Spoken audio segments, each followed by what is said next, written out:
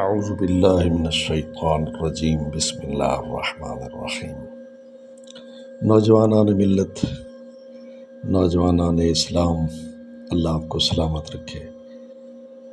آج امیر المومنین علی بن ابی طالب علیہ السلام کے کچھ اقوال زرعی، آپ کے عمدہ فرامین جو زندگیوں کو چینج کر دیتے ہیں، انسان کی زندگیوں کو سنہری بنا دیتے ہیں، خوبصورت بنا دیتے ہیں، انسان کی دنیا بھی بن جاتی ہے، آخرت بھی بن جاتی ہے، وہ آپ کو سنانا چاہتے ہیں۔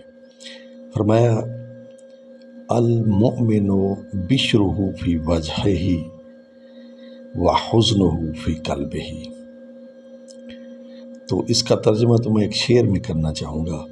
فرما رہے ہیں کہ ہم سمندر کی طرح ظرف وسیع رکھتے ہیں، دل میں ہو طوفان تو چہرے پہ سکون رکھتے ہیں۔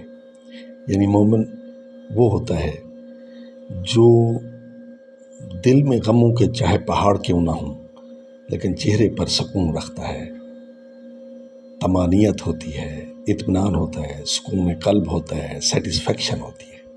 یہ مومن کی علامت ہے، ٹھیک ہے۔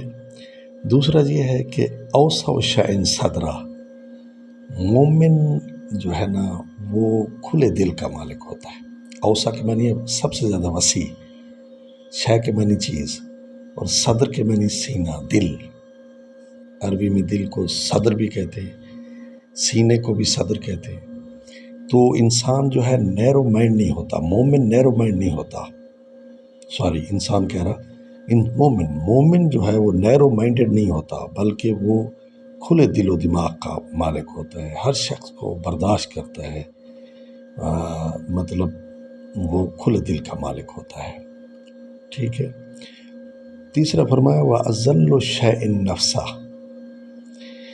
کہ مومن اپنے نفس کو کنٹرول میں رکھتا ہے، دبا کر رکھتا ہے، ذلیل رکھتا ہے، یعنی اس پر حکومت کرتا ہے، نفس کو اپنے آپ پر حکومت نہیں کرنے دیتا۔ مختصر یہ